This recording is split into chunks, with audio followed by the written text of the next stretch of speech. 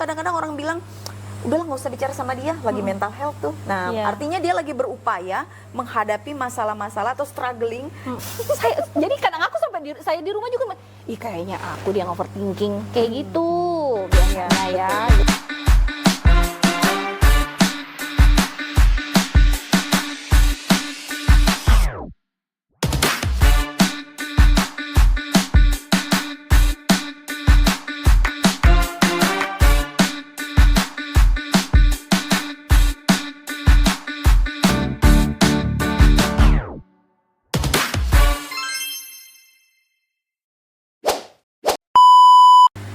Assalamualaikum warahmatullahi wabarakatuh.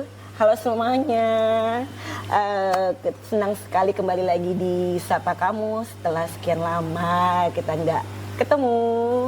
Alhamdulillah hari ini kita ketemu kembali dan terima kasih loh buat semua sobat Sapa yang terus setia nonton podcast Sapa Kamu dan selalu menunggu podcast Sapa Kamu.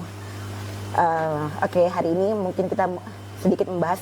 Kadang-kadang kita itu bisa senyum, bisa ketawa, bisa posting story bahagia, tapi dalam kepala itu sebenarnya penuh nih. Ya. Dilihat kelihatan story-nya bahagia apa, tapi dalam kepala sebenarnya penuh dan berisik. Kita merasa capek. Kadang-kadang kita bangun tidur, udah kepikiran mau kerja ini, kerja itu, tiba-tiba langsung Blank ya. capek, lelah. Nah, ini sebenarnya itu kondisi apa yang terjadi sebenarnya? Mungkin karena apa faktor ada dari dalam maksudnya di jiwa kita kali ya atau tapi tunggu dulu, ini banyak yang relate nggak seperti ini nih? ya. Banyak nggak maksudnya yang merasakan hal-hal seperti itu? Banyak sekali. Banyak. Aku sih terkadang ya. Kalau ibu kayaknya enggak deh, dia bener-bener kalau dia Aktif terus. happy terus. Sebenarnya enggak juga. Jadi saya tuh meskipun sibuk, terkadang juga ada waktu-waktu yang saya tuh merasa juga lelah, capek, pengen berontak juga dengan keadaan, tetapi maksudnya mungkin karena prinsip juga kali ya, maksudnya jangan seperti ini nih, nggak boleh kayak gini karena nanti kerjanya mungkin akan terganggu dan sebagainya. Nah, untungnya aku punya seperti itu, jadi cepat bisa mengendalikan gitu. Tetapi mungkin bagi rekan-rekan sobat Sapa mungkin ada yang agak kesulitan kemungkinan ya. Kemudian juga pernah ngobrol juga dengan beberapa teman juga mungkin punya keluarga yang seperti itu juga. Kadang-kadang mereka juga butuh seseorang yang memang paham mungkin dengan keadaan mereka seperti itu. Bahkan nggak jarang juga mereka tuh juga ke psikolog seperti itu, ke psikiater dan sebagainya. Dan alhamdulillah sobat Sapa malam ini malam ini kita kedatangan seorang psikolog. Aku bacain aja dulu profilnya Mbak Tata biar semua orang tahu ya latar belakangnya.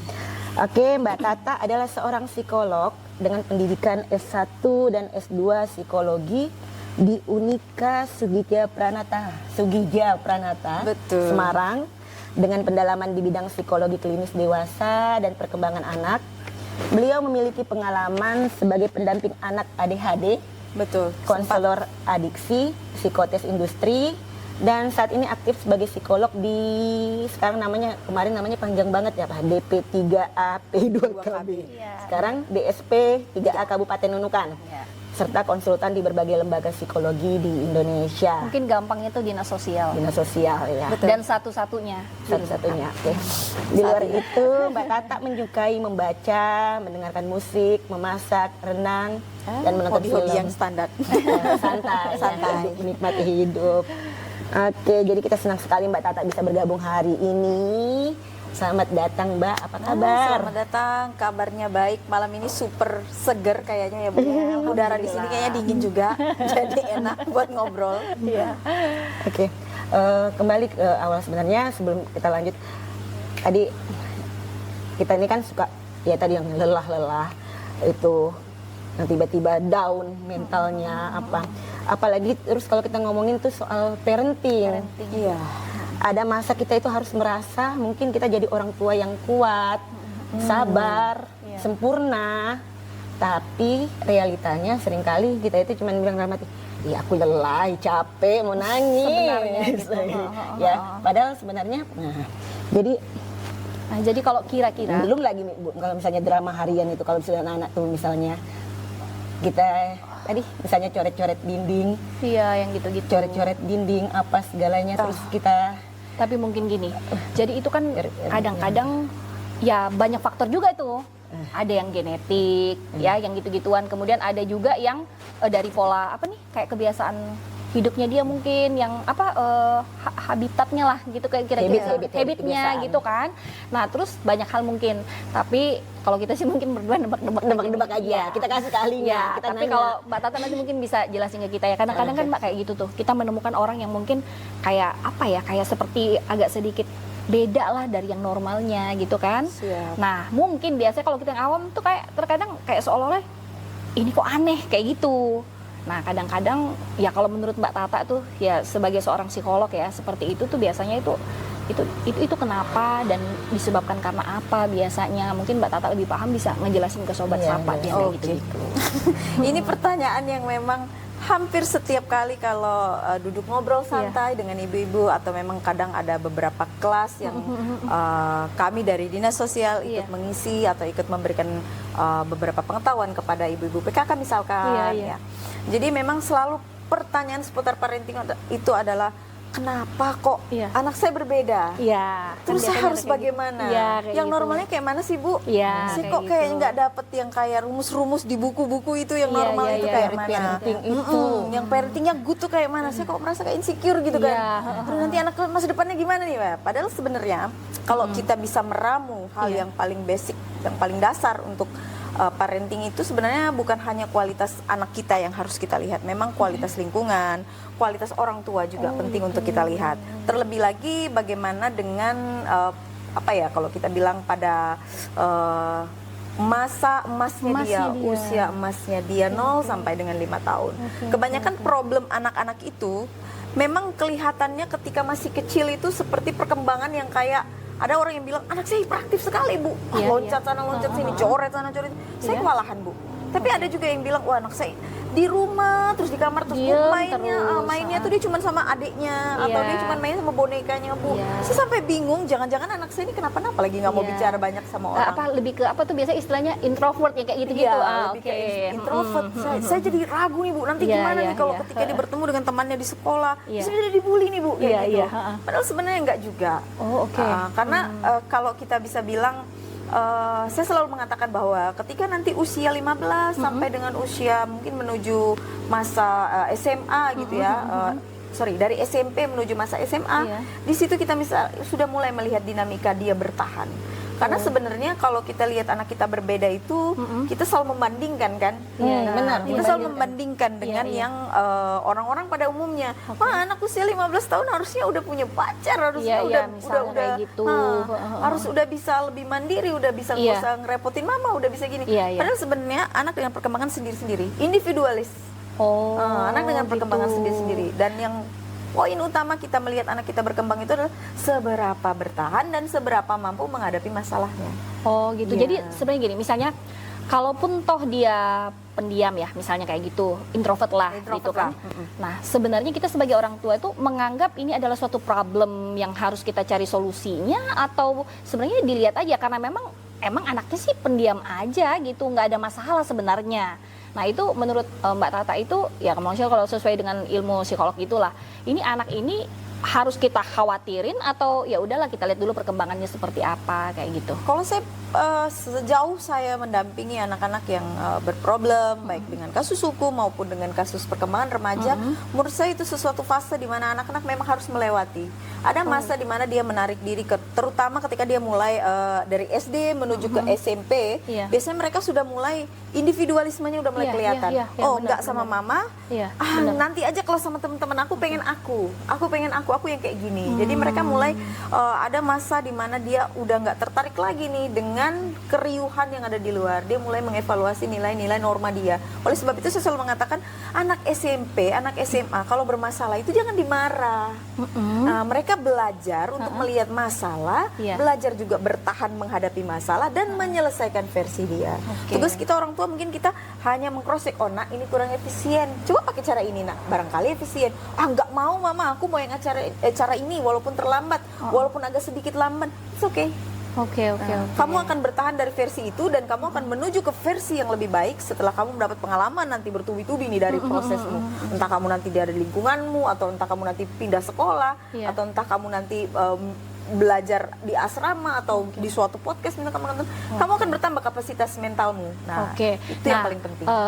Mungkin ya kalau ini sih ya agak nggak terlalu masalah ya kalau dalam hal ini. Nah, tetapi kan ada juga nih anak yang misalnya apa tuh speech delay apa ya?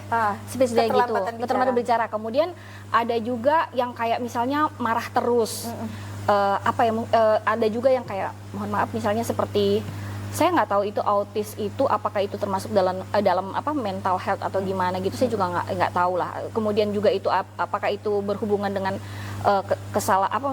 kekeliruan kita dengan parenting itu tadi dan sebagainya. Jadi maksud saya begini pertanyaannya, kapan kita sebagai orang tua ini harus segera maksudnya ini nggak bisa dibiarin nih, ini harus saya bawa nih ke psikolog nih, atau ini harus kita kayaknya sepertinya sudah harus waktunya udah konsultasi nih karena udah ngelempar barang, atau ini contoh aja ya. Maksudnya ada banyak juga yang kadang-kadang ya kalau orang tua mah kalau dibilang udah cuek aja, ikutin aja perkembangannya, seneng-seneng aja orang tuanya. Apalagi kalau kerja ya maksudnya dia ya sudahlah nanti anakku juga berkembang dengan sendirinya kayak gitu-gitu kan. Mungkin dari sisi mentalnya atau apanya gitu, kalau dia udah biasa dengan kehidupan yang susah atau nanti dia bisa lebih kuat misalnya kayak gitu. Ada juga kan orang tua yang kayak gitu. Betul. Nah, ya terutama kayak saya juga, saya selalu bagaimana caranya agar anak saya ini bisa mandiri deh. Karena saya sudah maksudnya saya pengen anak saya itu kayak gitu. Nah, akhirnya tapi kadang-kadang saya berpikir, ini nih kayak gini nih karena mungkin waktu masa kecilnya nih saya terlalu lepas nih kayak gitu juga. Ada juga kadang-kadang penyesalanku gitu. Nah, menurut Mbak Tata tuh kapan tuh kita tuh bisa kayak ini jangan dibiarin nih kalau sudah kayak gini nih. Gitu. Ini satu tanda ya berarti. Iya, kayak gitu. Apa sih tanda khas kayak SOS ya berarti ya? Iya, kayak sudah SOS warning gitu lah. Kayaknya ini udah orang tua harus segera bertindak gitu. Iya, kayak gitu. Kalau menurut saya sebagai yang sudah lama mendampingi gini, memang kita harus meruntut dari namanya lifespan. Lifespan itu adalah perkembangan, garis perkembangan. Di mana garis perkembangan itu memang dituntut ketika memang 0 sampai 5 tahun, memang kematangan sensorik, motorik itu harus dikuasai. Kemudian nanti ketika dia sudah beranjak prasekolah, kemudian sekolah, di situ dia sudah mulai banyak keterampilannya, seperti keterampilan berbahasa, keterampilan berteman atau keterampilan sosial, kemudian keterampilan psikologisnya yaitu seperti menahan, antri dan lain sebagainya. Seperti itu. Jadi maksudnya gini, ketika yang semestinya misalnya di sekolah nih mestinya dia udah harus bergaul. Betul. Tapi tiba-tiba tuh masuk kelas diem aja, kemudian pulang juga diem aja, sampai di rumah juga nanti diem aja. Nah, ini yang sudah kayak ini kelihatannya warning kayak gitu. Ya. Oleh sebab itu kan kadang-kadang orang bilang, "Bu, dia di sekolah berbeda banget dengan di rumah." Di sekolah anaknya tuh nakal banget, Bu. Bandel segala macam. Tapi kok di rumah aman-aman aja ya? Saya nggak percaya anak saya nakal kayak begitu. Nah, iya benar. Kenapa seperti itu? Karena memang ketika di rumah itu kan kalau pada anak remaja mereka tuh takut. Ya, suplai utama orang tua. Jadi di rumah memang harus ada setting dikit nih. Nah, ketika di luar ya udah nggak ada yang lagi yang nggak ada lagi yang mengawasi ya udah. Tapi ini beda case ketika dengan perkembangan anak. Perkembangan anak khususnya untuk yang masalah perkembangan neurotikal ya, atau neurotikal itu artinya jenis gangguan perkembangan. Ya, perkembangan itu yang maksud saya. Maksudnya ya kita nih awam nih, kita nggak tahu ini. Ini nih kayaknya waktunya deh saya sudah harus ke psikolog misalnya kayak gitu ya. Ya, nah itu kapan tuh pada saat kita harus jeli itu dengan itu. Kalau untuk gangguan perkembangan ini memang spesifik dia, Bu. Spesifik artinya setiap 0 sampai dengan 1 tahun itu berbeda, 2 tahun itu berbeda. Nah, itu ciri-ciri khasnya itu memang di mana seperti jadi kita fokusnya 3 aja yang paling simpel nih. Fokusnya 3 aja, perkembangan bahasa, perkembangan motorik, kemudian motorik nih yang gerak-gerak nih. Gerak. Nah, kemudian perkembangan sensoriknya dia nih. Sensorik apa? Sensorik itu perasaan. Kayak sensorik misalnya peraba, perasa, sentuh gitu, sentuh-sentuh. Ya ampun. Kayak gitu. Jadi based on 3 ini yang menurut saya yang simple banget untuk kita menjadikan titik tumpu ketika kita melihat ada perbedaan nih. Misalnya anak normalnya usia seperti ini. Ya, anak usia 1 tahun aduh kok belum bisa jalan ya, masih jinjit-jinjit ya, oh berarti nggak ada masalah nih dengan motoriknya dia nih, kenapa kaki belum bisa menapak, ini apa nih gangguan, oh ternyata sering digendong ketika ibunya sibuk kerja di kantor, nggak ada waktu untuk naruh dia, digendong terus karena ibunya mungkin kerjanya bagiannya moving, bergerak mungkin. Nah ini sering banget terjadi ketika saya pernah lihat ibu-ibu yang memang dia kerjanya jualan sayur keliling, jadi anaknya digendong seharian atau ibu-ibu Grab. Mereka sering menggendong anaknya sambil nge-grab. Nah, di situ kadang-kadang anak balita kadang-kadang motoriknya nggak jalan juga. Karena apa? Karena nggak diberi kesempatan jeda untuk ya misalnya berjalan tadi. Akhirnya agak sedikit terganggu motoriknya. Iya. Nah, itu kan mungkin perkembangan secara fisik nih. Nah, tapi kita bisa nggak, maksudnya kita ini kasih ilmu nih ke Sobat Sapa ini lebih ke itunya apa nih, kejiwaannya misalnya. Nah, jadi kadang-kadang maksudnya gini, kan ada juga itu anak-anak yang marah aja Mbak gitu, marah Tantrum, dan iya nggak tantrum jelas. gitu loh, kan istilahnya tuh biasanya kita ajak-ajak teman jalan, kenapa lambat datang, terus katanya biasa anakku tantrum. Nah itu tuh maksudnya itu kenapa, pasti lagi anaknya lagi ngomel, iya rewel-rewel. Itu benar-benar berpengaruh juga ke, kalau sebelumnya tadi kita awalnya sebenarnya kita pengen tahu dulu sebenarnya mental health itu apa.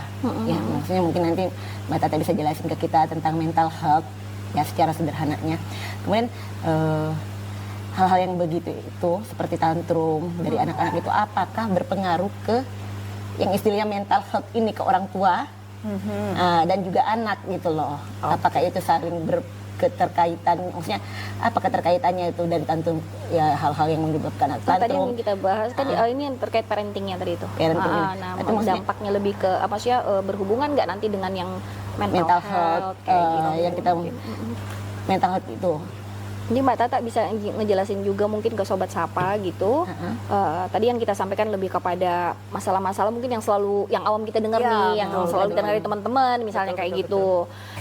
Oke Mbak Tata, sebenarnya apa sih mental health itu? Kalau dikaitkan dengan peran kita sebagai orang tua, mungkin bisa dijelaskan biar Sobat Sapa dan bukan Sobat Sapa, saya dulu khususnya. Karena kita juga ibu-ibu ya, pengen tahu juga itu Mbak Tata itu apa perannya sebagai orang tua itu gimana? Oke, jadi Sobat Sapa, sebenarnya mental health itu bahasa Inggris ya, mental dan health. Ya, mental itu kan mentalitas kita sebenarnya. Kemudian health itu kan kesehatan dan sehat. Ya, jadi bagaimana mentalitas kita itu sehat? Kalau itu secara harafiahnya atau secara apa ya? Definisi utamanya.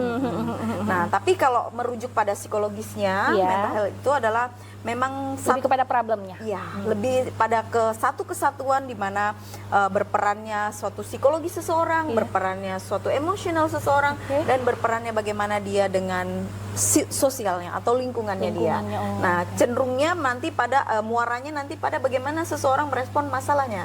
Nah, merespon masalahnya. Jadi mental health itu dikemas seperti suatu istilah yang digunakan orang-orang pada umumnya trendingnya yang digunakan orang-orang bahwa ini ada masalah kesehatan mental nih dengan seseorang.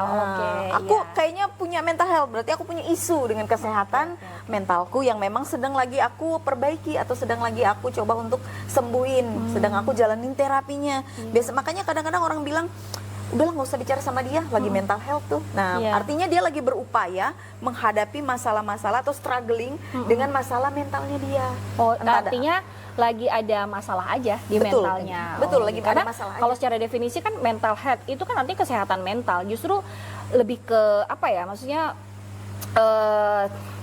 hampir 100% itu baik sebenarnya kalau kita berbicara masalah kesehatan mental gitu kan. Tetapi makna yang sesungguhnya ini lebih kepada problemnya. Apa bedanya dengan mental illness? Saya juga pernah dengar illness itu apa? Jadi kalau mental health dan mental illness ini jelas sudah sekali sangat berbeda. Kalau mental illness itu adalah kesakitan mental. Which is kalau mental illness itu orang selalu mengatakan bahwa ini problemnya dia adalah problem yang sangat-sangat sudah terdiagnosa artinya. Diagnosa itu artinya apa? Semua kriteria tentang yang menyebabkan dia sakit itu sudah jelas. Sehingga kita bisa mengatakan bipolar ya. Nah itu berarti kriterianya tuh udah jelas itu. Mental illness bukan mental health. Mental health itu istilah kerennya lah. Nah, istilah kerennya seseorang struggling menyembuhin mental illness ya dia. Mental illness. Jadi mental health itu sering banget orang pakai Ikut apa? Oh, acara podcast mental health. Nah, artinya mereka ikut acara yang membangun suatu mental, membangun kesehatan suatu mental. Entah bahasnya tentang kesehatan mental, Iya. membahasnya tentang kesakitan mental di dalamnya, atau struggling misalnya terapi. yang Oh, dibahas. jadi mental health ini ibaratnya kemasan ya. Betul. Kemasan ataupun istilah populer Betul, Bang. terhadap hal-hal yang berhubungan dengan apa tadi? Kesakitan mental. Kesakitan ya, Bang? mental itu. Betul. Ya, karena kan Jenis-jenis. kalau dari definisinya health itu kan kesehatan. Betul. Ya kan? Betul, Nah, betul. jadi sebenarnya lagi dalam masalah dia Betul, kalau lagi gitunya dalam ya. masalah ya. Kadang kan orang pakai bahasa halusnya. Iya, gitu. Seperti prolog saya di awal, misalnya dia posting tuh story senang-senang, bahagia-bahagia, padahal sebenarnya Itu NPD di kali. belakangnya di belakangnya itu ada masalah sebenarnya yang tersembunyi.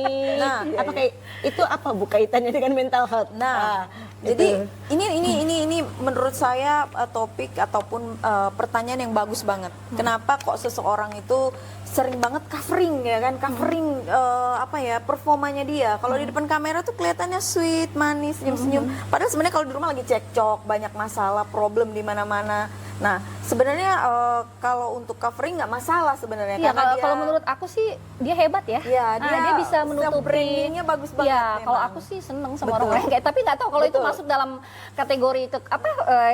Masalah mental. Iya, masalah mental gitu. Tapi yang menjadi problemnya di sini adalah Iya. ketika seseorang berhasil mengcovering dan itu tidak di-covering keseluruhannya.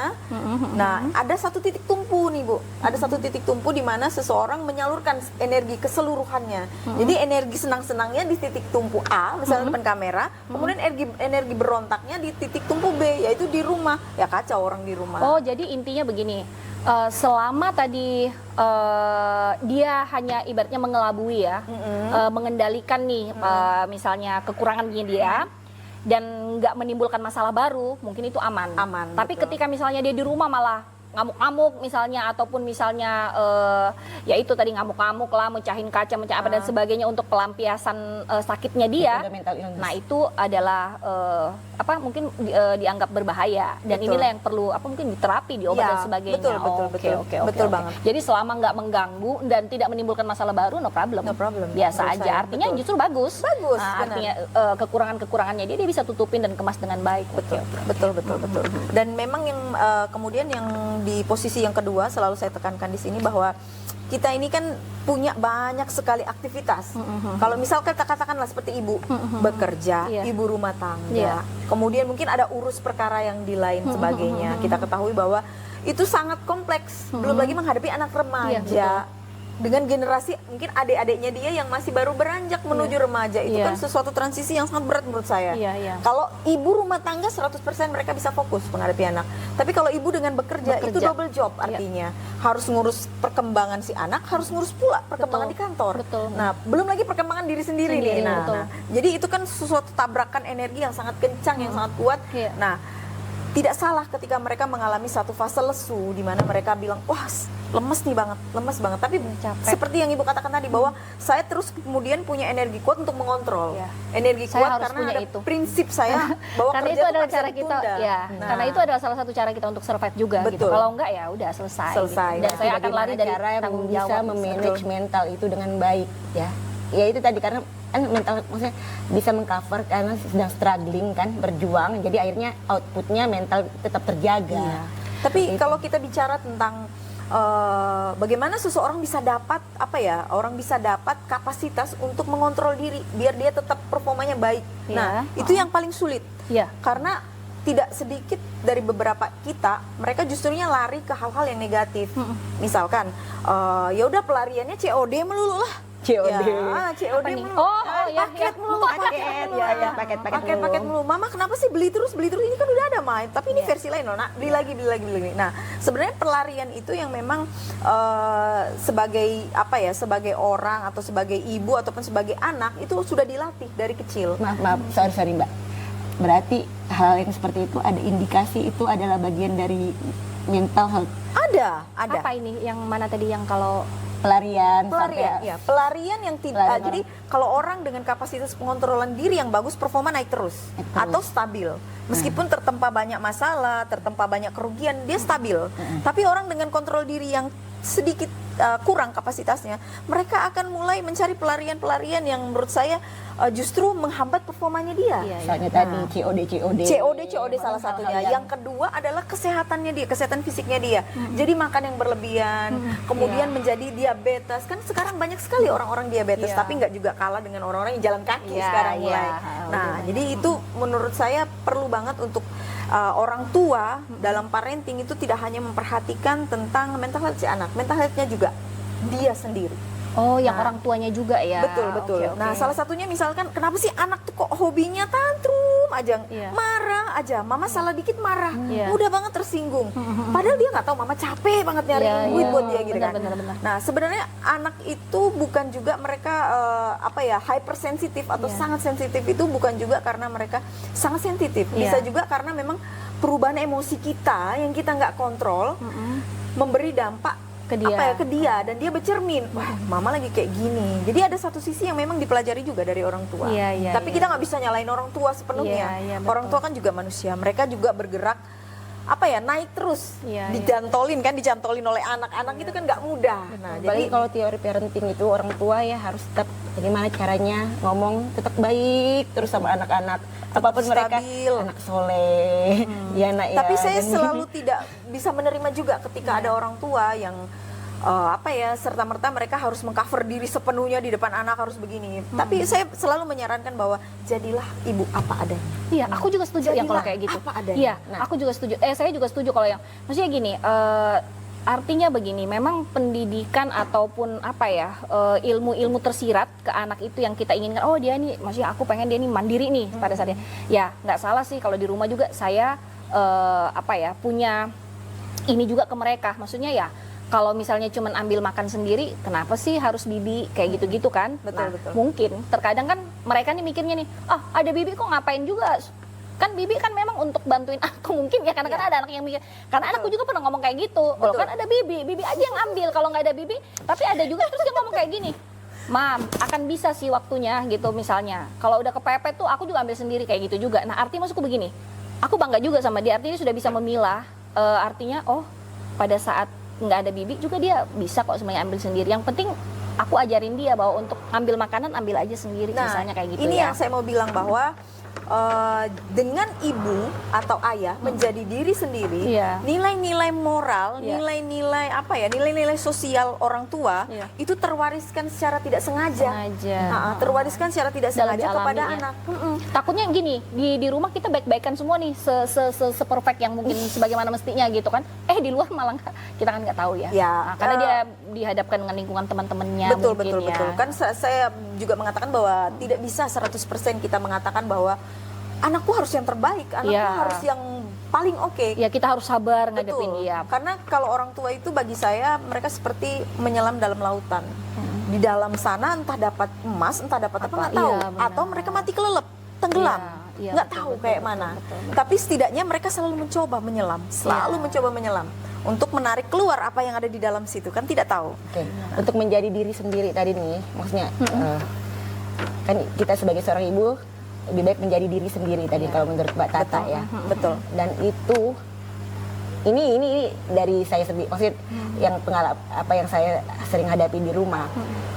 Itu ketika misalnya anak-anak kita minta suruh hal-hal seperti misalnya ayo belajar, nggak mau misalnya udah berkali-kali habisnya akhirnya kan teori parenting kita tuh hilang semua, kita yang jadi tantrum. Dan akhirnya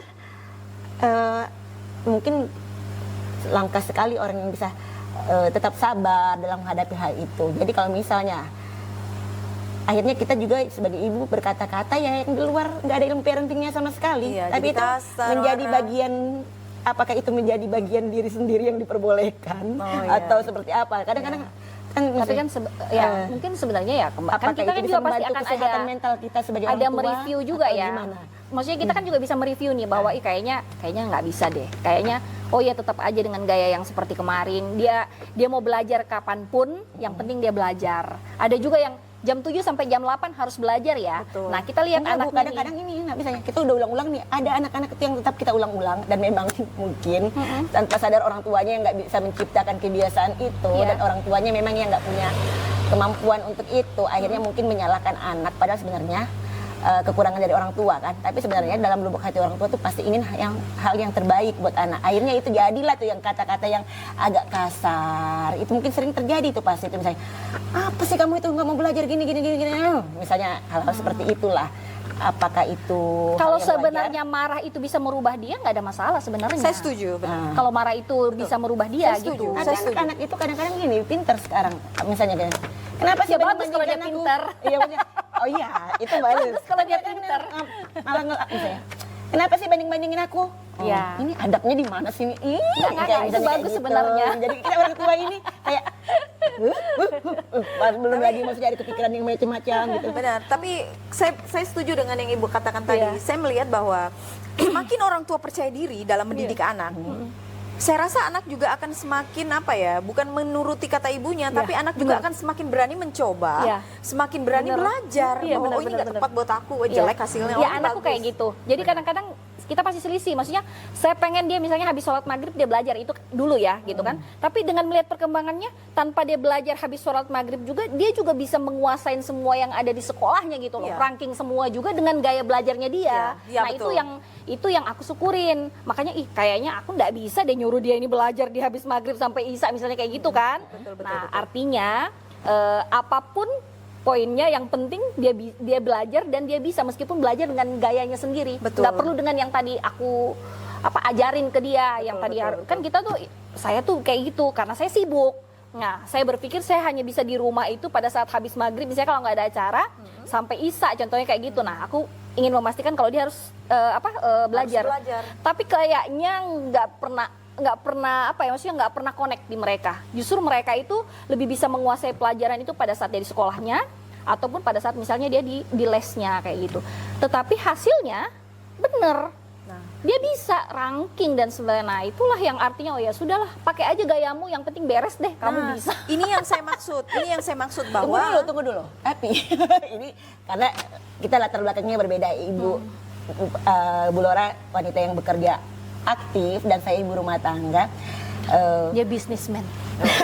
Ibu rumah tangga, ibu rumah tangga aja sebenarnya. Jadi, kemudian gini, saya mencoba, kadang-kadang juga mencoba hal kayak gitu. Tapi misalnya di sekolah anak saya yang harus hafalan, harus ini, saya biarkan akhirnya. Saya juga sudah sampai di titik yang udahlah nanti dia bisa sendiri sampai. Ternyata saya nggak biarkan, saya biarkan aja seperti itu. Akhirnya mentok-mentok hampir di last minute saat dia hampir nggak keluar, hampir nggak Tapi kan dia selesai bisa. targetnya. Ya walaupun saya Maksudnya, targetnya dia tapi bisa. di limit. Ya itu, maksudnya jadi saya berpikir, jadi saya memang agak dilema tuh di situ tuh. Mana metode yang tepat ini? Mana metode Ya, yang tepat kayak ini gitu mungkin dia lebih belum dapat feel-nya saya belum aja. dapat feel-nya Belum dapat aja. feel-nya Apa aja. karena Saya- masalahnya? Tapi untuk menghafal anaknya tuh pengen sebenarnya menghafal gitu meskipun misalnya masih wewe, bunda mau kayak gini gitu kan, kenapa tuh ya dia mau hafalan, dia baru hafal 7 padahal yang disuruh 10 misalnya kayak gitu, udah tantrum duluan dia, tapi kita udahlah ikutin aja ritmenya ya, kadang-kadang dia ngomel-ngomel aja Emang gitu, tapi maksudnya anaknya bisa karena sih. memang ada target kan, ada target. Iya, ada target. 10 sampai saya bilang, misalnya kayak gitu. apa mental saya nggak baik-baik saja. Nggak apa-apa, biar aja. Apa mental saya ini baik-baik saja. Kalau saya seperti itu, pasti relate lah dengan sobat sapa dimanapun. Saya yakin itu Yakin, seperti itu. betul. Jadi, mumpung ada Mbak Tata, kita tanyain. Tapi mungkin iya oke, itu gimana tuh solusinya kalau yang sebenarnya kayak gitu? saya setuju dengan yang Ibu katakan tadi bahwa kita jadi sebelum kita menelaah mana metode yang paling bagus, mana metode yang efisien untuk anak kita, memang hal utama adalah kita mereview anak kita dulu. Ini kalau belajar jam segini kayaknya biasa aja, tapi kalau belajar di sekolah malah efisien. Nah, Dia malah nggak mau belajar. Nah, screening terhadap anak itu Iya. penting sekali dari siapa? Dari orang tua. Siapa orang tuanya? Kalau nggak ayah ya ibu. Screening itu menjadi modalitas utama kita dalam menerapkan treatment berikutnya. Oh, treatment berikutnya ganti sekolah.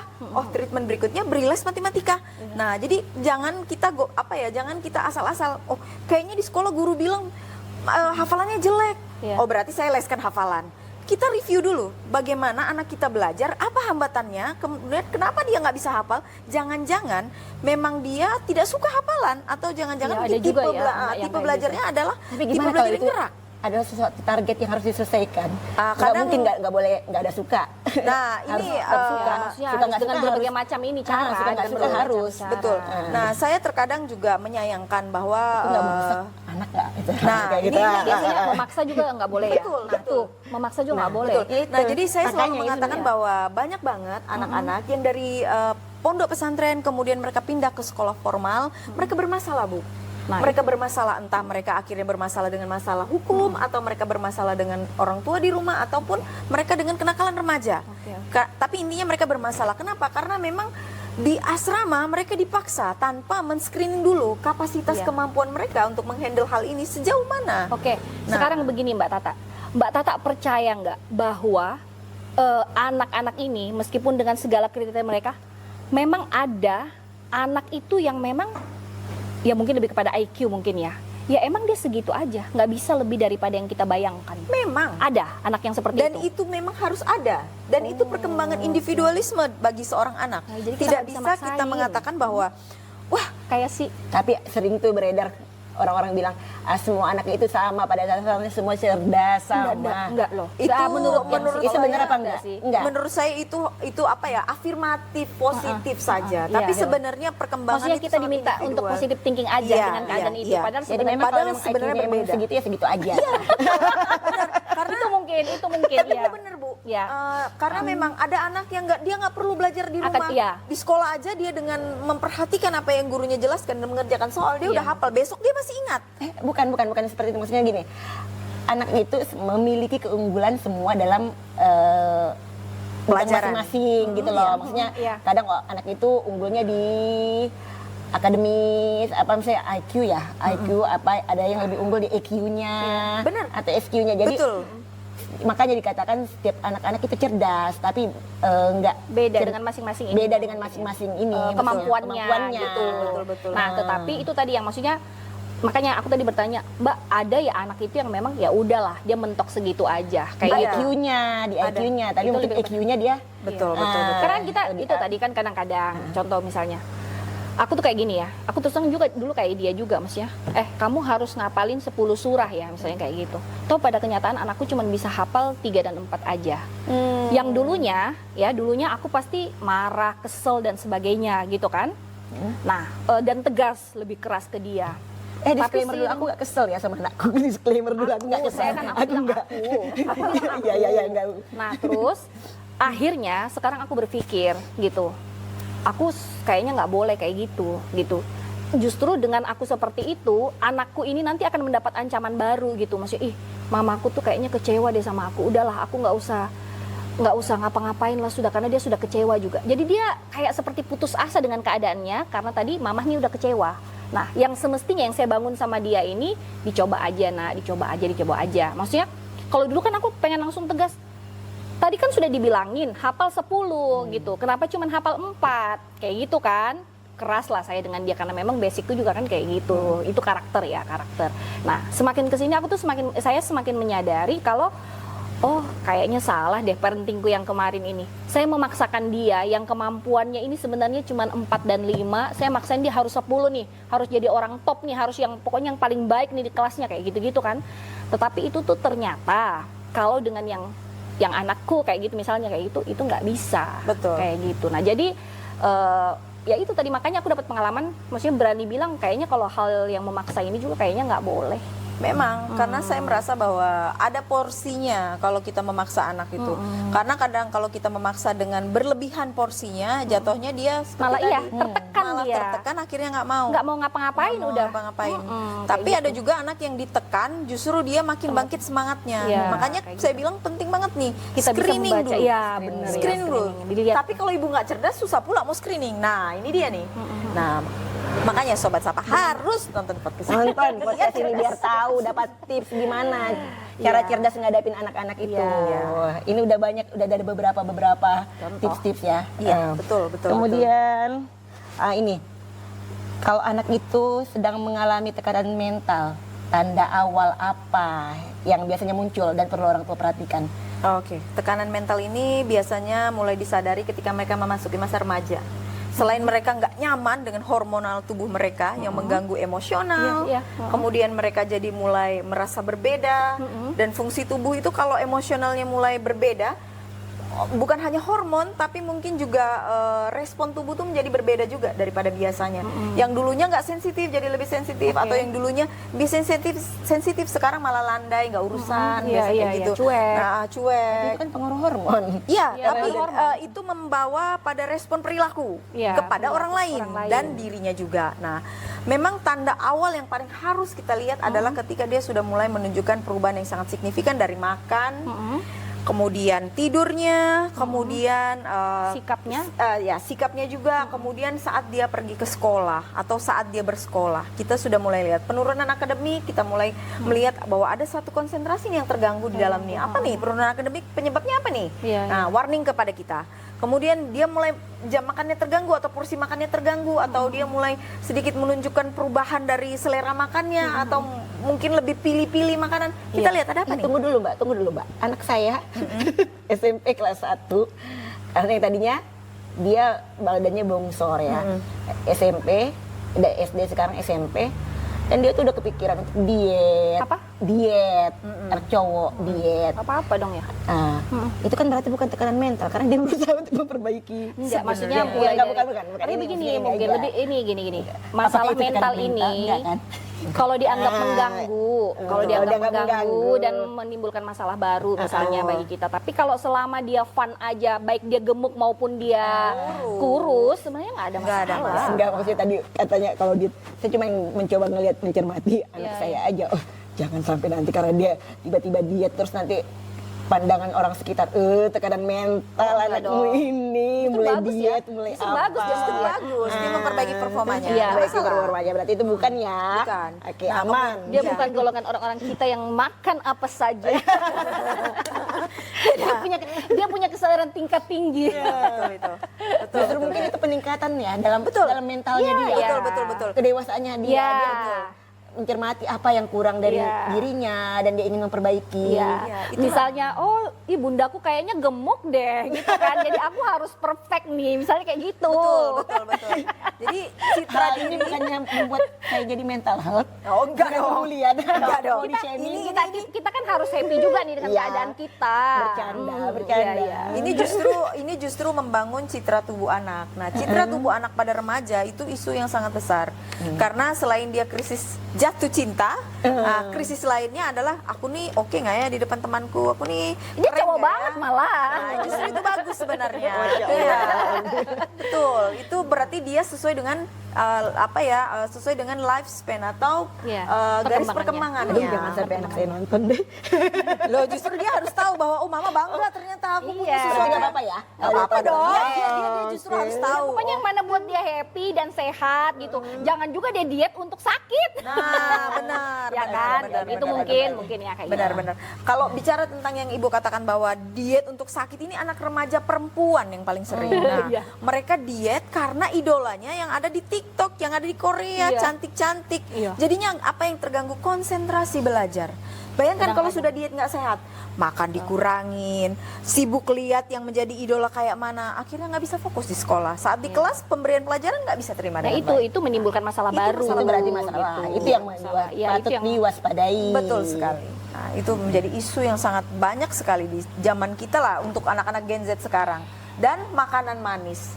Sekarang angka diabetes itu malah pada seringnya pada anak-anak yang lebih muda Iya. di Gen Z ini karena minuman yang berkalori tinggi, kemudian makanan yang Makan kalori segala. tinggi, terutama makanan junk food, itu sangat Iya. mempengaruhi sekali. Terus kira apa aja itu Mbak yang mental health gitu kan, selain kayak seperti misalnya kayak bipolar itu apa? Ya mungkin salah satunya bipolar kali ya. Terus NPD itu iya kan? Mental NPD health kan? juga, Mbak. Nah, NPD juga apa maksud. kemudian OCD itu apa? Siapa tahu sobat-sobat tuh bisa karena Oh, banyak oke. yang kalau di TikTok apa tuh kan di TV tuh banyak istilah-istilah kadang-kadang kan Oke. pada nggak tahu. Jadi memang kalau bicara tentang mental health, salah satunya juga isu Sambil minum kesehatan mental. Jadi gangguan itu kalau berdasarkan yang memang biasa kita tangani itu kebanyakan mereka adalah masalah-masalah emosional. Masalah-masalah emosional salah satunya depresi, kecemasan, kemudian bipolar. Iya. Ada juga masalah emosional di dalamnya. Kemudian masalah dengan masalah kepribadian. Nah, kalau masalah kepribadian ini gangguan mental atau masalah mental yang memang melekat di diri mereka menjadi karakter. Jadi respon mereka salah satunya ya MPD itu tadi. Ya, Apa sih NPD itu? narcissistic personality disorder. Dia menyadari Apa nggak itu? Apa itu? Dia menyadari nggak itu? Kalau menyadari itu kan, jadi masalah kepribadian itu melekat di karakternya dia. Iya. Jadi kadang Artinya dia secara logika kan dia sepertinya nggak sadar. memang karena dia taunya ya ini saya. Ini biasa aja, gue. iya, kayak gitu. Ini gue respon gue terus normal. Terus kenapa Iya, dengan kamu? iya, Kamunya iya. aja yang nggak suka. Paling gitu responnya dia. Oh gitu ya. Nah, Tapi itu benar ada tesnya ya. Ada, semua ada evaluasinya. Karena penegakan gitu. diagnosa itu kan harus melalui asesmen juga, Oke, harus oke. melalui beberapa tes juga untuk Oke. melihat kecenderungan dia nanti nih pada mana nih. Oh, ternyata pada orang yang depresif. Jadi depresif contohnya, depresif itu kan masalah emosional, gangguan emosional. Mereka itu ada yang di fase mania, ada yang di fase memang depresif. Kalau fase mania itu dia heboh banget. Seneng banget dia, di mana dia bisa beli semuanya, dia senang bahkan mungkin di tengah malam yang biasanya sudah tidur karena fase sedih. Tapi kalau fase mania masih begadang dia, masih berdandan, masih cantik, mungkin masih telepon sana, telepon sini. Itu NPD.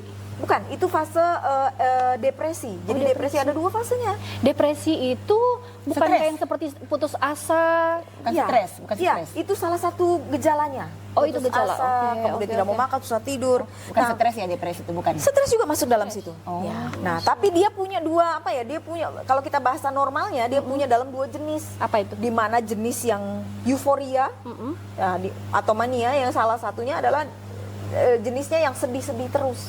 Ya, bahasa umumnya oke. yang satu depresi dengan Iya, hasrat senang-senang Oke, terus, oke, oke. yang satu ada dengan Sedih-sedih hasrat yang terus. sedih-sedih terus. Oh, Nah, ini berdua ini kalau terjadi di orang, ya saat misalkan contoh saat dia bekerja, lagi kumat nih, depresi yang bagian manianya dia, yang bagian senangnya dia, wah senang kerja, performanya bagus. Oh. Tapi coba nanti pada saat dia bagian sedihnya yang Sedih-sedihnya. muncul, ya udah. Jangankan ditegur, sensitif kali, baru dipandang aja apa lihat-lihat. Iya. Nah, jadi dia udah mulai jaga jarak, isolasi, kemudian dia nggak mau bersosialisasi. Iya. Bukannya kan akhirnya itu masalah, kan? manusiawi, maksudnya tindakan dari setiap manusia.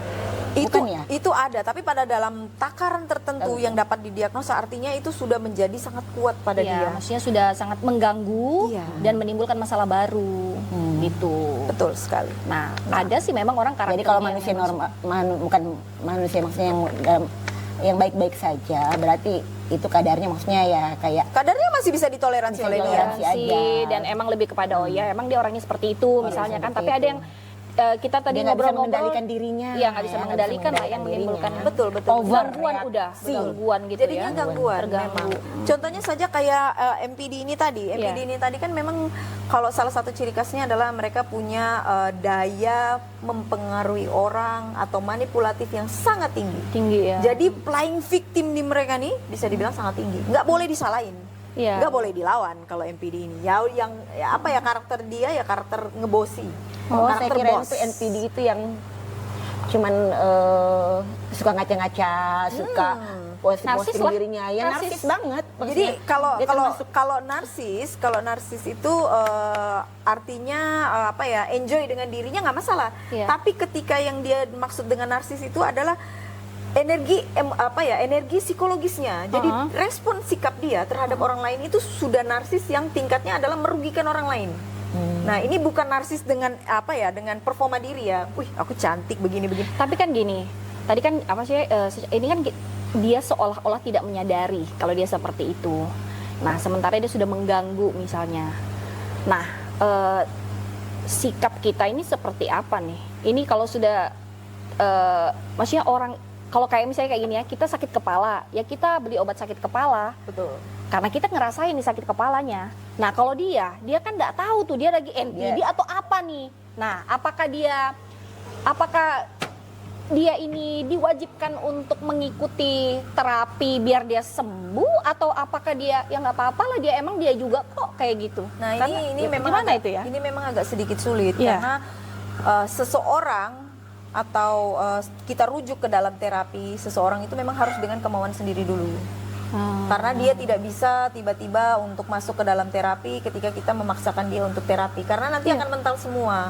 Iya, dia- akan jadi bantahan semua. Aku nggak gitu kok cara Iya, aku nggak pikirku. gitu. Iya, dia nggak merasa itu. Aku nggak berpikirnya gitu. Maksudku gini karena untuk kebaikan yang begini. Denial Jadi dia nggak malah bisa. jadinya. Jadi dia penolakan semua isinya.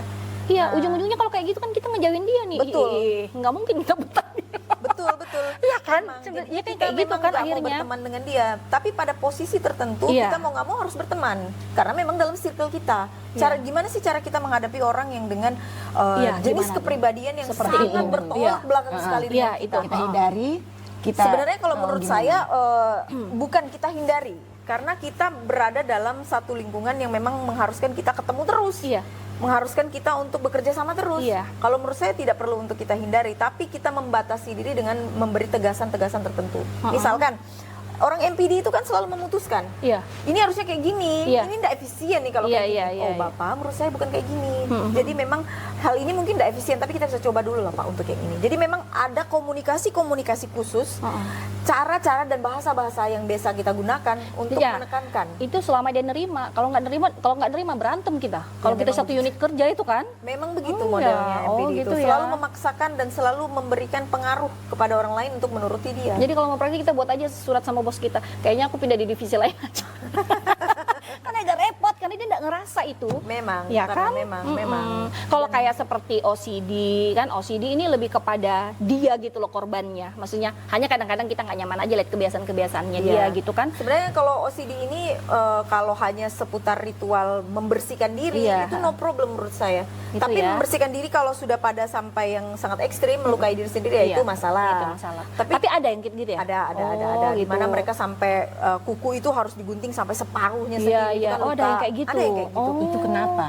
Itu Itu kenapa? juga, itu Kenapa? salah satu ini juga. Dia Tekanan. merasa kayak kotor aja. Bukan maksudnya itu penyebabnya apa? Tekanan mental. tekanan atau- Macam-macam penyebabnya, macam-macam. Macam-macam. Kita tidak bisa mengatakan bahwa Masih ada satu ada rumus. trauma kah? Pasti ada trauma. Ada sesuatu hal apakah yang menyebabkan Pasti ada satu sampai trauma. seperti itu? Pasti ada satu trauma, terutama tekanan psikologis yang sangat tinggi dan terus-menerus. Ya, Tekanan kayak gitu. psikologi tinggi dan terus-menerus. Dan menurut saya OCD yang membersihkan tangan tidak masalah. Nggak masalah. Tapi yang masalah adalah ketika dia melukai sudah dirinya. Itu sangat masalah. Nah, kemudian kalau saya lihat untuk kita-kita yang sudah untuk orang yang bekerja, OCD ini lebih aplikasinya pada mereka yang mengulang mengulang terus. Jadi dia triple, double, cross check. Jadi kalau kerja dengan dia itu nggak sah kalau nggak diperiksa oleh 3 orang, 4 orang, 5 orang, 10 orang.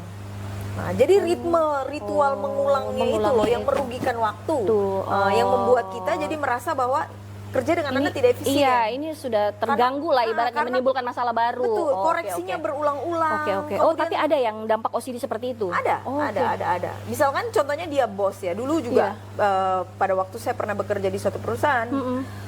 Ini si bos OCD. Iya.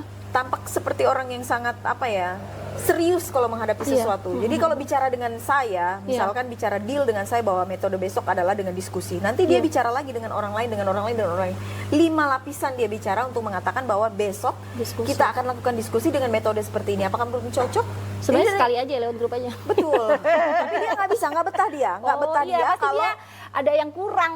nggak betah Jadi dia kalau orang dia seperti memang itu nggak mengulang. Udah pasti OCD lah ya kalau dia suka Bisa mengulang-ulang. dikatakan bahwa jadi Ada indikasi. betul. Ada Jadi indikasi. kalau mental illness itu atau gangguan mental itu tidak hanya satu diagnosa, bisa bergabung. Iya, betul. Bisa banyak Jadi indikator. misalkan dia punya OCD, oh dia punya depresi juga. Secara tidak langsung ada psikosomatisnya juga ini. Iya. Tiba-tiba yang sakit perut nanti pindah di kepala bagian belakang, nanti pindah di bahu. Iya. Baru dicek sebenarnya nggak ada penyakit Sebenarnya nggak ada apa-apa. apa-apa. Nah, Ternyata terus depresi. kita yang ngedepin orang yang seperti ini nih, sebenarnya apa? Kita harus sebenarnya tenang aja, kayak gitu ya. betul. Saya Oh. selalu mengatakan kepada semua klien, semua teman-teman, semua siapapun, Iya. jangan panik. Panik. Oh, Sumber kita menghadapi sesuatu tuh jangan panik dulu. tenang aja ya. Tenang Oke, dulu. oke, Ketika oke. kita sudah tenang, kita mulai screening. Iya. Apa langkah awal kita? Meskipun kita bukan expert di bidangnya, Iya, enggak iya, apa-apa. iya. Tapi kita mulai screening, kita lihat kebutuhan utamanya apa. Mungkin nanti kita bisa merujuk, pergi dulu ke rumah sakit, Iya, baru iya. psikiater. Mungkin dokter perkembangan dulu, baru dokter saraf. Oke, Nah, jadi oke, kita oke. punya kapasitas itu. Tapi kalau kita panik, kita bingung udah nih. Apa nih ya? Apa Iya. nih? Bingung Belum semua. lagi kalau kita ngadepin orang yang suka ngamuk-ngamuk. Iya, Nah. maksudnya itu kan Nah, kadang kalau orang tuh, suka ngamuk-ngamuk kita apa? kita ya itulah.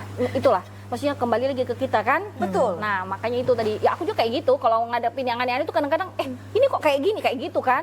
Sekarang berjalan waktu, iya ya kayaknya kalau aku tenang aja dia juga biasa-biasa aja. Kalau aku panik dia juga bingung. Oh sebenarnya ada apa dengan aku ya? Kayak gitu dia. Betul. Ya kan? Betul. Iya, Saya selalu kayak mengatakan gitu dia. tenang dulu, ambil nafas, minum, duduk dulu, nongkrong mungkin sekitar 5 menit, 10 menit, baru kita lihat Sampai apa dia, sebenarnya. sampai dia tanya, Mama beli rapot, tanyain guruku sikapku seperti apa. Terus saya tanyalah ke gurunya kan, Bu sikap anakku tuh seperti apa gitu kan. Ya so far so good sih semuanya dia B semua gitu. Terus mungkin dia sengaja lewat saya supaya maksudnya dia mau meyakinkan bahwa Mah sebenarnya tuh aku tuh nggak seperti yang Mama pikirkan juga kayak gitu. Hanya nggak enak aja dia ngomong kayak gitu. Kelihatannya sih. Iya, dan Bu ibu tuh nggak ngerasa ya gitu kan misalnya ini gini-gini. Gurunya malah bingung. Jadi kadang aku sampai saya di rumah juga, ih kayaknya aku dia overthinking kayak gitu biasanya betul, mulai sadar. Tapi kayaknya kalau orang tua overthinking itu harusnya memang wajar ya Mbak ya. Wajar. Wajar. Karena memang itu udah fitrahnya orang tua dan memang Overthinking boleh, Tapi kalau mengganggu anak, kalau mengganggu anak nggak boleh. betul. Ya, Maksudnya- saya kayaknya udah yang tahap mengganggu kayak seperti dia udah nggak nyaman. Nah, iya, kayak mungkin gitu. itu karena overreaksi. Karena setelah kita overthinking kan kita pengen overthinking kita tuh dicurahkan. Nah, maksud saya kalau overthinking itu boleh. Kenapa? Bagian dari overthinking itu kita melakukan screening. Screening itu apa sih? Kita melihat detail-detailnya dia. Saya selalu mengatakan bahwa atau ibu-ibu screening atau introspeksi dulu nih. boleh semuanya. Ibu-ibu silakan Anda lebih detail ketika Anda mengamati anak Anda. Silakan detail. Detail itu apa? Misalkan kukunya dia apakah belok kanan, apakah belok kiri, itu maksudnya detail. Perhatikan tiap titik, tiap koma, Bu. Mesti sabar lah, mesti sabar. Perhatikan tiap titik, tiap koma, Bu. Setelah Anda screening, kemudian Anda tenang dulu. Jangan sampai overreaksi. Wah, tadi guru bilang seperti ini, tapi Mama lihat nilai rapot seperti ini. Dari mana kamu bisa begini? Oh, overreaksi. Iya. Akhirnya anaknya mulai bingung, Ya, panik. dia bingung. Perasaannya Dia bingung, kayak jengkel. nggak nyambung. Aku dijengkelin Mama. Perasaan aku nggak gini. Tapi Mbak, Bu, gini ya. Itu mungkin tadi kalau orang tuanya memang dengan basicnya misalnya well educated ya, maksudnya dengan pendidikan rata-rata yang bagus, mungkin banyak bisa berpikir hal-hal yang seperti ini. Tapi bagaimana dengan ibu-ibu yang maksudnya bekerja yang harus jadi Ya, mereka tulang harus punggung keluarga, belajar. seperti Gunanya itu. mereka menonton podcast ini adalah itu. Pas banget. Iya, biar mereka memahami bahwa ketika mereka nggak well educated, no problem. Silakan Anda mencari ilmu di mana saja. Silakan Anda lihat dan tanya siapa saja. Iya, betul. Itu bisa. Oke. Untungnya kita di Nunukan ini udah ada Mbak Tata gitu kan. Jadi bisa lah kalau pokoknya siapa-siapa yang agak-agak sedikit mengkhawatirkan bisa segera Bisa. Konsultasi ke psikolog kita ini. Free di dinas kami. Free di dinas. Ya, Oke. tidak ada Atau pembayaran. ada itu kontak-kontak caranya tertentu itu apa yang bisa kita masyarakat menghubungi ke dinas atau kemana itu? Biasanya mereka bikin janji temunya di dinas. Di dinas, Nah, oh, misalkan mereka kan ada beberapa nih Bu, Iya. misalkan ada beberapa yang memang Bu saya tidak mau anak saya nanti dilihat datang ke dinas. Oke, Iya. saya bisa datang pendampingan di rumah misalnya pada saat jam kerja. Kalau tidak pada saat jam kerja ya berarti mereka gabung di klinik tertentu. Nanti bisa kita layani melalui gitu. Tapi sorry, kalau di dinas sosial ini bisa diakses siapa saja dan Boleh. Siapa saja dari mana saja? gratis. Gratis Tuh pemirsa ya. Dan nanti Jadi kalau mungkin kita memang bisa ya Mbak benar-benar Tata izin nanti nomor handphonenya bisa kita pendampingan kasih sosial, ke boleh. Sobat Sapa. Boleh. Karena memang saya selalu mengatakan bahwa kita punya dinas sosial, silakan akses yang gratis dulu. Ngapain akses yang bayar? Gratis dulu aja. Datang Iya, ke kantor, komunikasikan apa kebutuhannya. Nanti sekiranya memang ada beberapa pertemuan, ayo kita remuk sama-sama, Iya, kita ramu sama-sama. solusinya seperti Iya, apa karena gitu kan ya. saya menyadari bahwa kota kita ini kota kecil, Iya, jauh pula kalau harus menyeberang ke Iya. seberang Pulau Tarakan untuk klinik perkembangan. Izin, ini seru banget nih pembicaraan diskusinya, saya haus dan ini ada izin saya minum dulu boleh ya? Boleh. Ini Silakan, kopi mari kita apa ini? Diaduk dulu. Ini es Ini kopi dari- kacang. Kopi kacang. Dari mana nih? Dari sasini.id. Oke, kita minum sambil Kita minum minum. dulu Seru sambil- banget cerita hari ini ya. Emang sih mesti sabar ya ngadepin. Memang mesti sabar, Bu. Ya kadang-kadang apa ya? Enak Kita kan juga Enak es kopi kacang. Oh iya. Biar kita makin melek malam ini. Tidak terlalu berat kopinya karena perpaduan kacangnya. Ya kita Ada mau kacang diskusi ya, berapa ada jam ini? Kayaknya mataku melek ini. Kita mau diskusi berapa jam? Lanjut sampai jam 12 malam. Oke Mbak Tata. Sudah dari sekian banyak kita ngobrol nih ya, mudah-mudahan beberapa bentuk pengalaman dan pesan penting dari apa yang kita sampaikan tadi udah bisa terserap ke Sobat Sapa gitu. Kira-kira dari seputaran tema kita malam hari ini terkait dengan parenting anak dan juga mental health itu, apa masih ada yang ingin Mbak Tata sampaikan yang mungkin dianggap penting, yang kita nih mungkin juga sebagai apa ya, orang awam ini nggak terlalu banyak tahu gitu, ataupun mungkin kadang-kadang sesuatu yang kita anggap berlebihan padahal sebenarnya kita nih yang terlalu overthinking dengan persoalan-persoalan itu, padahal sebenarnya nggak sejauh itu loh, bukan itu yang dikatakan penyakit, tetapi yang ini kita sudah menjudge bahwa ini kayaknya penyakit deh kayak gitu. Nah mungkin Mbak Tata bisa sampaikan ke Sobat Sapa. Saya ingin Sobat Sapa untuk lebih fokus pada yang pertama ya, ada 3 poin sebenarnya yang ingin saya sampaikan. Yang pertama adalah di mana saya mengajak semua orang tua, baik yang memang sudah punya anak ataupun yang belum atau menuju punya anak, anaknya yang remaja ataupun yang masih dalam balita atau batita. Mari kita perhatikan perkembangan golden age, di mana usia 0 sampai dengan 5 tahun. Usia itu sangat memberikan pengaruh yang sangat signifikan terhadap perkembangan pada saat sekolah sampai dengan remaja dan dewasa nanti. Nah, kemudian hal yang kedua adalah kualitas kita dalam memberikan parenting kepada anak ataupun memberikan parenting kepada lingkungan rumah kita atau lingkungan kita berada di rumah. Karena parenting itu nggak cuma pada anak juga, tapi pada kita ekosistem di rumah itu juga bagian dari lingkungan ya. Di mana kita harus menekankan kualitas yang memberikan parenting itu siapa ya, orang tua kita. Nah, atau kita sebagai orang tua itu sangat penting kualitasnya.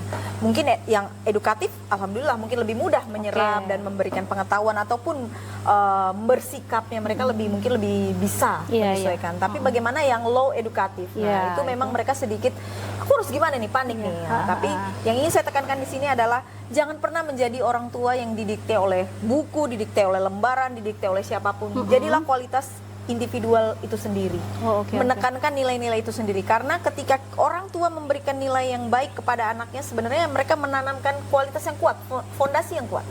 Nah, di mana fondasi kuat ini dipelajari oleh anak, nanti dewasanya baru kelihatan nih. Yang dulunya misalnya orang tuanya sangat sangat melarang, nggak boleh begini, mungkin agamis ya kalau kita sebut ya, sangat memang agamis. Nanti ketika memang anaknya mungkin jadi pecandu lah mungkin awalnya, nanti akan kembali lagi on the track. Jadi saya bisa bilang bahwa nilai sosial yang didapat dari rumah, keterampilan sosial, nilai-nilai moral, itu semua muncul nanti ketika mereka sudah mulai menuju ke arah dewasa. Dewasa awal. Dulu. Agamis nanti akhirnya fondasi itu yang dari awal nanti. Salah satu contohnya. Walaupun dia ke mana, lari kemana. Iya, nanti dia balik karena lagi. akarnya sudah itu. Iya. Jadi itu. Dia balik lagi. Iya, balik lagi. Itu poin yang paling benar-benar harus diingat loh. Orang tua sebelum mereka memberikan yang namanya parenting, memberikan atau menularkan nilai-nilai kepada anak-anaknya, lihat dulu ke dirinya. Saya kuat, saya baik, saya tenang, saya bisa.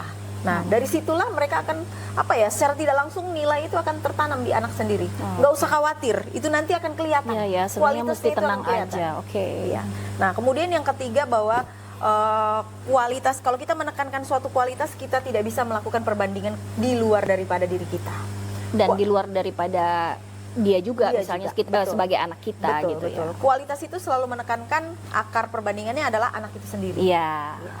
Jadi lihat dia dari dirinya, jangan bandingkan dia dengan orang lain gitu. Betul. Karena setiap anak itu punya kualitas yang berbeda-beda. Ada yang kualitasnya akademiknya bagus, tapi di luar mungkin kualitas prestasi non akademiknya malah bagus. Itu contohnya, mungkin yang belum kita. Nah, itu tadi kita bahas lagi sebenarnya IQ-nya. Betul. Contohnya kayak IQ, kalau kita lihat artis Uya ya, anaknya itu kan katanya disleksia ya. Jadi dia kalau disleksia itu gangguan bahasa ya. Jadi dia tuh nggak bisa melihat huruf itu dengan normal, goyang atau terbalik gitu kan. Nggak bisa membaca. Nah, jadi dia nggak bisa baca, dia nggak bisa, mungkin nulis juga tidak begitu tepat. Tapi dia punya bakat menari, dancer. Jadi dia jadi dancer di di koreografinya. Nah, itu tadi maksud saya. Artinya begini, bukan berarti dia nggak bisa menghafal itu. Betul. Dia bukan seorang yang agamais bisa atau tidak sukses gitu kan. Bahkan ada mungkin yang nggak sekolah sama sekali kan justru bisa jadi menteri. Ini contoh aja, ataupun juga bisa sukses di bidangnya lah. Yang penting dia bisa bermanfaat bermanfaat untuk dirinya sendiri dan orang lain Setiap mungkin ya. anak memiliki potensinya masing-masing. Karena kalau orang tua selalu mengatakan bahwa nak sekolah aja jadi polisi, Iya. sekolah aja di kedinasan supaya besok masa depannya nggak susah Iya. gini. Saya mau jadi Sebenarnya- pengusaha, nggak mau, Sebenarnya Ma. bukan itu yang saya Saya mau selalu jadi atlet. Saya jadi artis. yang ditekankan sebenarnya bukan itu, yang ditekankan adalah kemandirian ketika dia sudah dewasa. Iya. Tidak lagi dia tertumpu pada bantuan orang lain. Iya, mungkin Sudah lebih lebih ke bisa itu. mandiri, mengatur dirinya, baik finansialnya, baik lingkungan sosial, pekerjaan dan lain sebagainya. Nah, itu dia yang paling penting, 3 hal itu tadi. Udah 3 hal ini ya. Ya. Jadi sebelum kita menutup acara ini, kita mau ngasih Ya, jadi di Sapa Kamu itu, Mbak, kita punya kenang-kenangan sebagai bentuk silaturahmi Masya kita, Allah. biar Mbak Tata selalu ingat kita. Di sini ada saya Laura dan, ada saya Ayu. Dimanapun kita berada, saya di mana-mana juga, Ayu di mana-mana, Mbak Tata di mana-mana juga kita bisa tetap saling bersilaturahmi. Masya Allah. Ya. Siap, Dan siap, yang siap. paling penting, Sobat Sapa, nanti kita akan berikan nomor handphonenya. kontaknya Mbak Tata Kontaknya di mana Mbak Tata. sobat-sobat bisa bertemu mencari beliau. Ya, kalau ya mungkin siapa tahu ada yang mau berkonsultasi dan sebagainya gitu. Tetapi mudah-mudahan juga semuanya baik-baik aja sih sebenarnya. Karena kalau yang udah konsultasi dengan Mbak Tata itu biasanya sudah ada masalah. Gitu. Terus ada yang mengkhawatirkan. Ada Jangan yang sampai. mengkhawatirkan, ya. Jadi mungkin itu Sobat Sapa ngobrol santai kita malam hari ini dengan Mbak Tata sebagai satu-satunya psikolog yang ada di Nunukan. Mudah-mudahan bisa membantu masyarakat Nunukan dalam mungkin mengatasi, berkonsultasi dan sebagainya yang berhubungan dengan mental health mungkin, karena mungkin salah satu tugas daripada psikolog itu seperti itu ya. Dan yang paling penting tadi Mbak Tata bilang gratis tuh. Iya. Dinas kita gratis. Ya, nanti bisa konsultasi lah Mbak Tata dengan seperti apa gitu, dan podcast ini juga bisa menjadi fasilitator bagi seluruh Sobat Sapa. Mungkin ketika tadi seperti ada yang bermasalah dengan mental health itu, kemudian juga dengan parenting anak ya. Karena kadang-kadang nggak semua juga menguasai itu semua. Paling tidak tadi kita sudah menyampaikan sedikit informasi bagi Sobat Sapa yang mungkin kurang jelas, bisa tanyain langsung melalui kontaknya Mbak Tata Dan langsung. tentunya kita selalu berharap Sapa Kamu selalu hadir untuk memberikan informasi-informasi seperti ini untuk para pendengar kita ya. Ya, siap. Semoga selalu bermanfaat podcast ini. Oke, Mbak Tata kita kasih dulu nih. Baik. Ya. Terima kasih Mas Foto. Oke, terima kasih banyak Mbak Tata sudah sangat membuka hati dan mata, udah memberikan ilmu yang banyak hari ini. Hari ini kita belajar bahwa menjadi orang tua itu bukan berarti harus selalu kuat. Orang tua yang sehat mental bukan yang tidak pernah marah atau salah, tapi yang mau menyadari, mau berhenti sejenak dan mau memperbaiki diri. Dan anak tidak butuh orang tua yang sempurna. Anak hanya butuh orang tua yang hadir. Terima kasih sudah mendengarkan Sapa Kamu, dan kita berjumpa di episode-episode berikutnya. Dengan tema-tema yang berbeda. See you. Wassalamualaikum warahmatullahi wabarakatuh. Dadah. Ya,